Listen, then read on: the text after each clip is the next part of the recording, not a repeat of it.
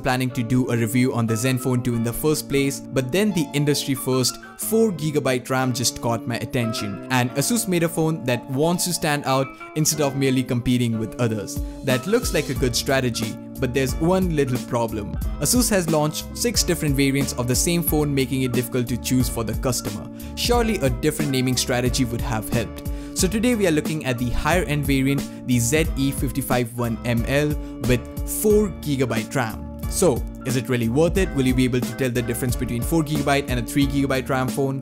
Well, that is very peculiarly difficult to answer as there are just more than one instances of looking at it. But by the end of this video, we will try to come up with a conclusion that hopefully will be able to put all these questions to rest. So first of all, just like all other mainstream reviews, let's just talk about the design first, shall we? So the Asus Zenfone 2 carries a similar design from its predecessor, walking in the same footprint, and it's not a bad thing. Size-wise, it fits right between Zenfone 5 and Zenfone 6, and being a second generation device in this series, a little design change would have been great. But Asus went with the tried and tested look.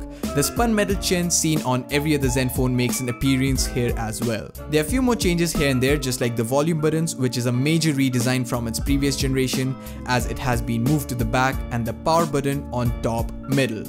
Why? What were you even thinking? Now I get it, everyone praises LG for their back button placement, and yeah, the buttons on the back of Asus Zenfone 2 are easy to access as well. But why would you ever put the power button on top middle of a 5.5-inch device? I don't know who was behind this, but definitely some evil mastermind. Alright, I'm just kidding. Now me, with average to large size hands, I was able to compensate with that. But when I gave it to someone like my mom with not so large hands, she was definitely having some trouble reaching up on top. And well, Asus saw this coming and came up with the smartest possible idea that anyone could ever think of. Double tap to wake and sleep. This thing just saved the company from a major criticism. The buttons on the back are tactile to press, and the top power button feels a little bit mushy. The back of the Zenfone 2 also sees a little change from its predecessor as it is having a brushed aluminum finish which reflects light beautifully even though it is made entirely out of plastic. The phone has a curved back which goes from a thickness of 3.9mm all the way to 10.9mm, and this curve makes it comfortable to hold in hand but also makes the phone look really big and bulky. This device just does not rest flat on surface and rocks like a seesaw. The device literally weighs 170 grams, but the design helps to mask its weight very well. And I can safely say that it is fairly comfortable to hold regardless the top power button placement. This also comes with a huge 5.5 inches of 1920 by 1080p display with a pixel density of 403 ppi.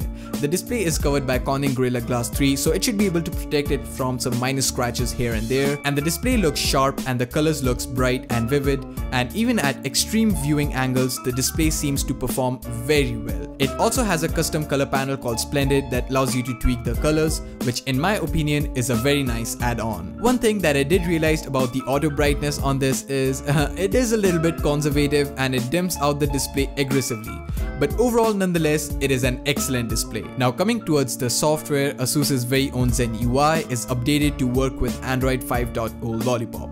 So while there are little changes here and there, the interface looks familiar and retains important bits from Lollipop.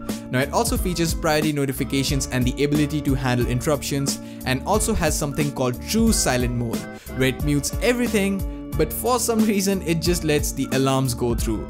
I don't know, it's just something that bugs me the most. Probably the next OTA. It also retains the multi-user mode from OG Lollipop that brands like Samsung and Xiaomi has kept out of. The UI isn't really my favorite part, although I believe it is a lot minimal compared to others. But they have just tons of bloat apps preloaded that may or may not be useful to you, but it is there anyway. One good thing about it is that Asus has listed all the apps on the Google Play Store, so that gives you the option to update each app individually. Now there are some apps that I like and I can put it under useful category, and one of them is Mirror, which essentially uses your front facing camera and turns your display into mirror. And for some reason only in this particular app, the front facing camera works in a very high frame rate, which is actually quite good. There are a few more that I use once in a while like Power Saver, Splendid, Supernote and Weather, and then there are some apps that I find a bit silly to even exist, like Omelette Chat, which isn't even preloaded on the device, and you have to download rest of the files from the Play Store to use it. There's also a built-in theme manager which has a decent collections of theme for you to choose from. Now, what differentiates this device from others is the internals, where it packs in some serious high-end performance. The variant we have here is the higher-end model and hence comes with 4GB RAM, Intel Atom Z3580 quad-core processor clocked at 2.3 GHz with PowerVR G6430 GPU. Now, what that translates to is that it can handle many, and I seriously mean many apps before it can even slow down. For example, here even after having heavy applications running in the background, still the device has over 2GB of free RAM. And it's quite funny because that's more RAM than most devices come with these days.